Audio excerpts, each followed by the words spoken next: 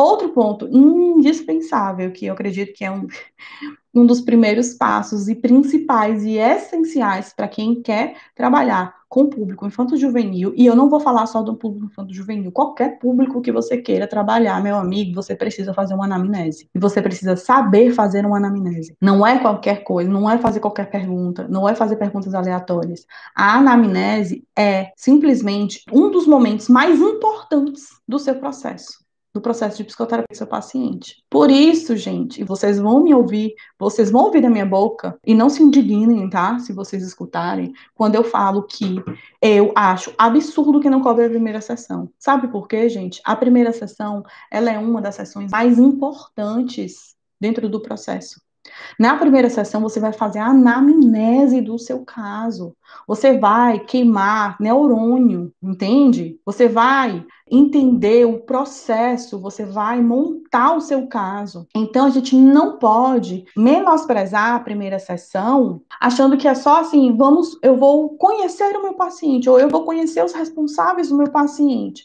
Não é um encontro casual. É um serviço. E esse serviço vai precisar de você muita atenção, concentração. Então, a anamnese ela é extremamente importante. E tem gente que não dá valor à anamnese, acha que é só perguntar nome do paciente, o nome do responsável, a idade, onde estuda. Gente, a anamnese, inclusive, se você sabe fazer uma boa anamnese, o seu processo flui com uma naturalidade, você vai conseguir desvendar mistérios, porque o que eu mais me encanto dentro da psicologia, eu me sinto às vezes um pouco dentro de uma investigadora, sabe? Às vezes eu tenho uma sensação assim, é como se eu estivesse desvendando um mistério e de alguma forma montando um quebra-cabeça para conseguir ajudar esse paciente, entender esse funcionamento. Às vezes eu me sinto muito assim, não sei se vocês se sentem assim. Então, eu fuço o máximo da vida desse paciente, da vida da realidade, da rotina, tudo, tudo. Então, a gente precisa ter um pouco esse ar de curiosidade para que você consiga o máximo de informações. Claro que às vezes pode ficar alguma lacuna, alguma coisa que você depois cai na real, poxa, eu não perguntei isso, ou então depois eu vou me informar de tal coisas, né, que vai talvez montar um pouco o meu caso, mas na primeira sessão, o máximo que você puder aproveitar vai ser um divisor de águas para você dentro do processo. Então, as pessoas, às vezes, elas não dão valor à anamnese, mas é extremamente importante. E não é todo mundo que sabe fazer uma anamnese. Outra coisa importantíssima e fundamental dentro de um atendimento, né? Quem quer atender público infanto-juvenil, eu sou a favor, eu não sei se porque na minha vida eu sou muito prática e eu gosto de, sabe, aquela coisa mais concreta. Eu preciso saber o que eu estou fazendo, para onde é que eu estou indo, o porquê das coisas. Então, o público, eu acho que outro ponto importante, né?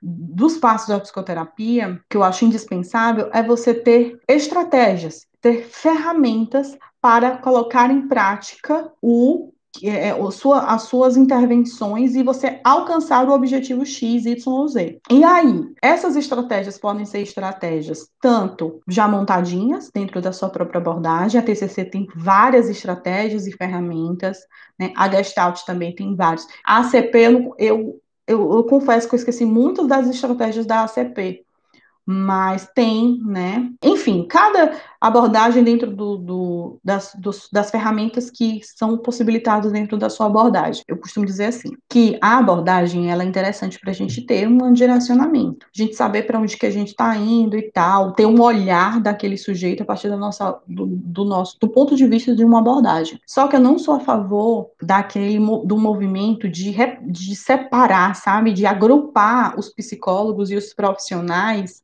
dentro de caixinhas de abordagem. Isso eu já não gosto. Não gosto. Eu acho que a gente perde muito quando a gente começa a fazer grupinhos de abordagem. Por quê? Porque, por exemplo, eu tenho uma estratégia da Gestalt que é bem legal, que é uma técnica da casa, é uma técnica da Gestalt e que eu utilizo na minha clínica. Só que eu aproveito dentro do olhar da TCC. Vocês estão entendendo? Que às vezes a gente pode utilizar uma ferramenta de uma outra abordagem e adapta para a sua, o roleplay, né, dentro do psicodrama, você pode adaptar, então eu posso usar dentro da própria TCC.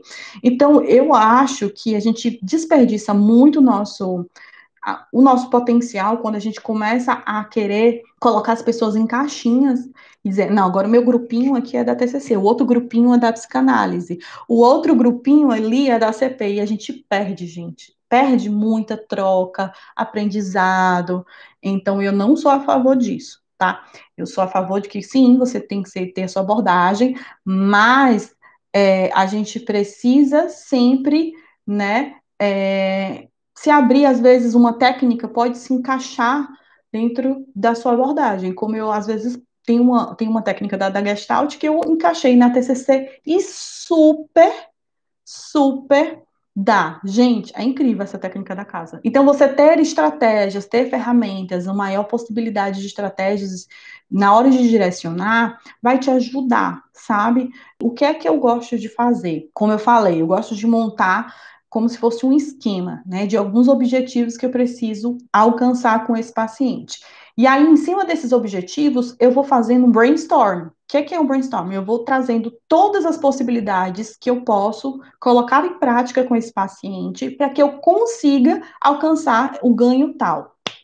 Por exemplo, chega uma paciente para mim, que é a queixa dessa paciente, que ela tem muito medo de sons, de trovoada, de São João, ela tem medo de fogos, medo de barulho. E aí eu, né, em cima disso, eu entendo, claro, a história de vida e tal, tudo. E aí, em cima disso, esse é meu objetivo, é trabalhar esse medo de sons, de barulhos altos com essa paciente. E aí eu vou começar a fazer um brainstorm de todas as estratégias e todas as possibilidades que eu tenho ou eu até pensar em outras possibilidades, e eu acho que isso até treina um pouco a nossa mente, sair um pouco dessa caixinha, né, dessa coisa engessada, a gente estimular a nossa criatividade, e aí eu posso fazer um trabalho de exposição com ela, aí eu posso lembrar, poxa, eu tenho um recurso que é o puxa batatinha, e que tem som alto, eu posso trabalhar com ela. Eu posso trabalhar com ela aquele brinquedo do pula pirata, que também tem um som alto.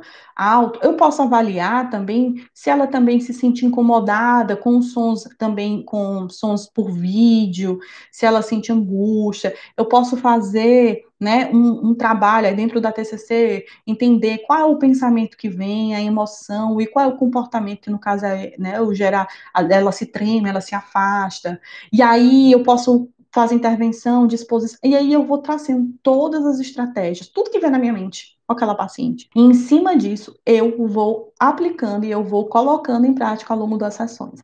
Então, isso ajuda demais, porque aí você vai percebendo se o seu direcionamento tá bom ou não, ou você precisa rever algumas estratégias e algumas ferramentas, certo? Da mesma forma acontece com orientação para pais. Então, chega um pai para você, uma mãe, que vai compartilhar contigo alguma demanda específica, desafio de comportamento. Você vai dar as orientações, explicar o porquê que acontece, por que não acontece, tarará, papapá. Você tem que dar estratégias e ferramentas, meu bem, tem que dar. Por quê? Porque se aquela pessoa está ali, atrás de você, ela está pedindo uma luz. Ela está pedindo que você ajude, dê alguma dica, alguma coisa. Às vezes você não vai poder, às vezes é um caso muito específico que você precisa investigar melhor. E aí você pode falar para esse pai, para essa mãe: olha, esse caso eu preciso investigar melhor. Por que ela está se comportando dessa forma?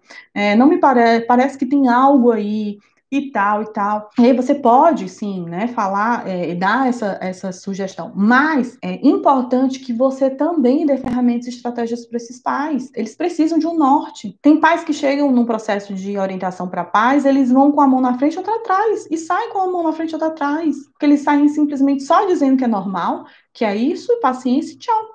Mas certo, a gente sabe que é normal, mas como eu lido com essa situação? O que é que eu faço? Por isso que você precisa desses caminhos e saber como orientar esses pais.